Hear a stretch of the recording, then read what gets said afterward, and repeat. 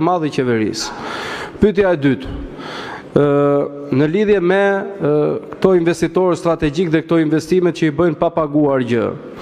Kemi dhe një nga rastet më të fundit ku një person i pa identifikuar në Shqipëri si ndonjë biznesmen ka është bërë investitor strategjik, jo shumë kohë më parë, për ndërtimin e një hoteli 45 milion euro në Ksamil.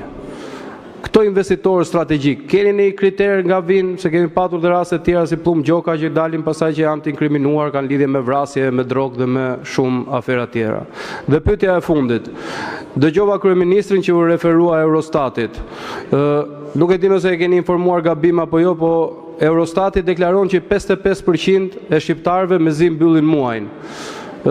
Ju i referoheni këtyre shifrave saktësisht apo thjesht i fshehim këto shifra dhe apo kryeministri thjesht nuk kupton? Faleminderit.